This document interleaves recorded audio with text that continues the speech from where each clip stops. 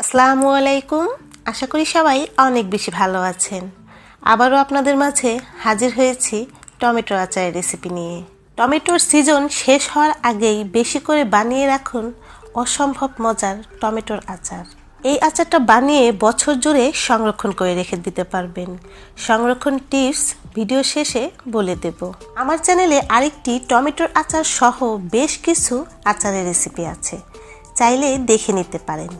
নিচে ডেসক্রিপশন বক্সে সবগুলো লিংক পেয়ে যাবেন। আজকে আমি 3 কেজি টমেটোর আচারের রেসিপি আপনাদের সাথে শেয়ার করব। স্ক্রিনে যে টমেটোগুলো দেখতে পাচ্ছেন, চেষ্টা করবেন এইরকম পাকা লাল টুকটুকে টমেটো নেওয়ার জন্য।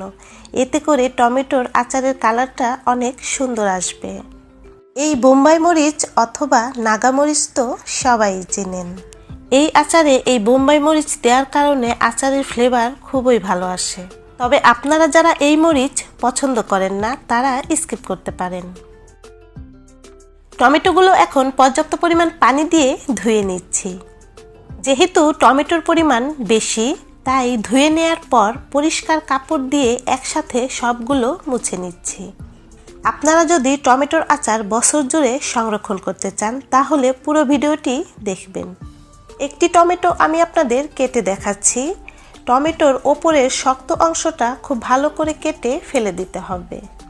এখন কিউব করে কেটে নিচ্ছি, তবে আপনারা আপনাদের পছন্দ মতো টমেটোগুলো কেটে নিতে পারেন।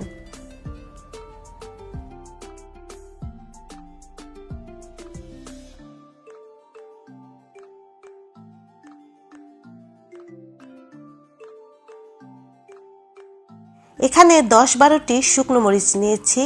ঝালটা আপনারা আপনাদের পছন্দ মতো দিয়ে নেবেন, যে যেমন ঝাল খেতে পছন্দ করেন। এখন দিয়ে দিচ্ছি 4 টেবিল চামচ সরিষা, দিয়ে দিচ্ছি 3 টেবিল চামচ পাঁচফোড়ন। এখন হালকা একটু তেলে ব্লেন্ডারে গুঁড়ো করে নিচ্ছি। টমেটোগুলো কেটে একটি স্ট্রেনারের ওপর রেখে দিয়েছিলাম। দেখুন টমেটো থেকে কতটা পানি বের হয়েছে। এখন আচার তৈরি করে নিচ্ছি। এর জন্য চুলায় একটি হাঁড়িতে দিয়ে দিচ্ছি 1 কাপ সরিষার তেল, দিয়ে দিচ্ছি 1 কাপ রসুনের কোয়া। তবে রসুনের পরিমাণ আপনারা কমিয়ে বাড়িয়ে দিতে পারেন। এখন নেড়ে চেড়ে হালকা একটু ভেজে নিচ্ছি।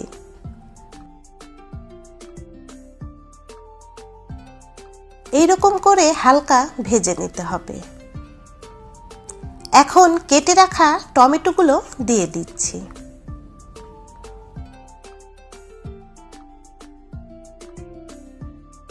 এখন খুব ভালো করে নেড়ে চেড়ে দিচ্ছি।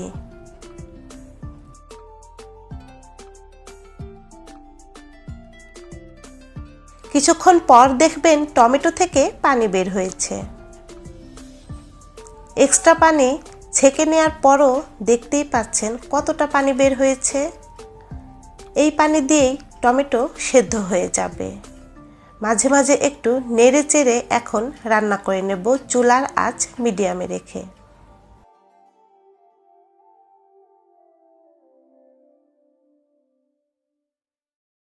যখন দেখবেন টমেটো সেদ্ধ হয়ে পানি অনেকটাই শুকিয়ে এসেছে, সে পর্যায়ে দিয়ে দিতে হবে স্বাদ মতো লবণ, আর দিয়ে দিচ্ছি ব্লেন্ড করে রাখা গুঁড়ো মশলা। এখন অর্ধেকটা দিচ্ছি, বাকি অর্ধেকটা রান্নার শেষে দেব।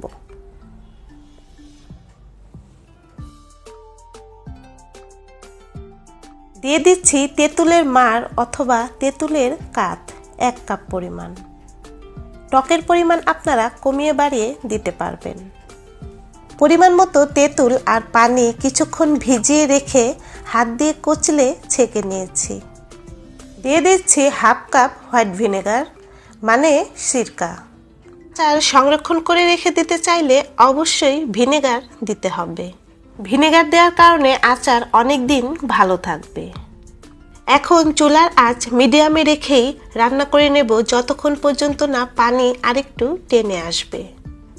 তবে এরই মাঝে কয়েকবার একটু নেড়ে চেড়ে দিতে হবে, তা না হলে নিচে লেগে যেতে পারে।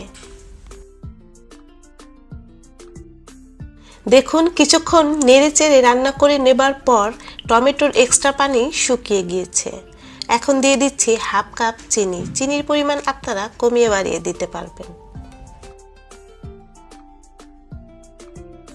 দিয়ে দিচ্ছি আরও হাফ কাপ সরিষার তেল। বাকি গুঁড়ো মশলাটুকু দিয়ে দিচ্ছি।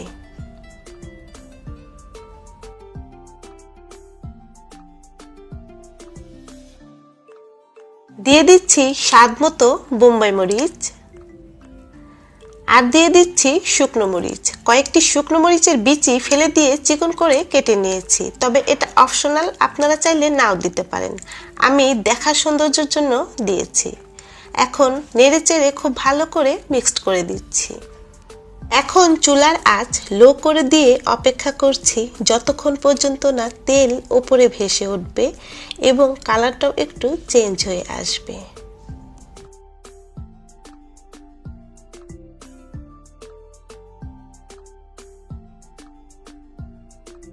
দেখুন তেল উপরে ভেসে উঠেছে এবং কালার চেঞ্জ হয়ে গিয়েছে। এই পর্যায়ে চুলা অফ করে দিচ্ছি। দেখুন আচারটা দেখতে কতটা লোভনীয় লাগছে। আপনারা এইভাবে টমেটোর আচার তৈরি করে খেয়ে দেখবেন। আপনাদের আচারটা কেমন হয়েছে অবশ্যই আমাকে কমেন্ট বক্সে জানাবেন। এই আচারটা চাইলে এমনি এমনিও খেতে পারেন, আবার চাইলে সাদা ভাত, পোলাও, বিরিয়ানি, খিচুড়ি এবং ডালের সাথে খেতে অনেক বেশি মজার। আচার খুব ভালো করে ঠান্ডা করে নিতে হবে। অবশ্যই কাচের জারে আচার রেখে দিতে হবে। খেয়াল রাখতে হবে কাচের জার যেন পরিষ্কার এবং শুকনো থাকে। আপনাদের যদি রোদের ব্যবস্থা থাকে তাহলে মাঝে মাঝে একটু রোদে দিতে হবে, আর যদি একেবারে রোদের ব্যবস্থা না থাকে তাহলে ফ্রিজের নর্মাল কোশনে রেখে দিতে হবে। যখন ওই আচার খাবেন অবশ্যই শুকনো চামচ দিয়ে তুলে নেবেন। খেয়াল রাখবেন আচারের ভেতর যেন কোনোভাবে হাত না লেগে যায়। এভাবেই যত্ন সহকারে ফ্রিজের নর্মাল কোশনে রেখে বছর জুড়ে খেতে পারবেন। প্রিয় দর্শক, আশা করি চ্যানেলটি সাবস্ক্রাইব করে পাশে থাকা বেল আইকনটি বাজিয়ে রাখবেন। যারা আমার চ্যানেলটি সাবস্ক্রাইব করেছেন তাদেরকে অসংখ্য ধন্যবাদ। আর হ্যাঁ, ভিডিওতে একটি লাইক দিতে কিন্তু একদমই ভুলবেন না।